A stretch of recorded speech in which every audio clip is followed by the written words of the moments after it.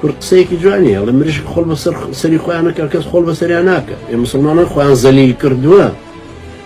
یعنی قابلە ناتوان بەرامبەر بەم هەموو ملحیدەیەکی ڕاست بێتەوە هەر کاتم سەوتێک بێنە بینی بەسەر یەکێکیانەوە خۆمەت پێکرێت ئەمان چێکت هەبێ بینی بەسەری تاغوتێک لە هەموو ملحید و بێدینانەی کە شەو ڕۆژ دژمە ئیسلامە جوڵێن ئەمەشت پێ ناکرێت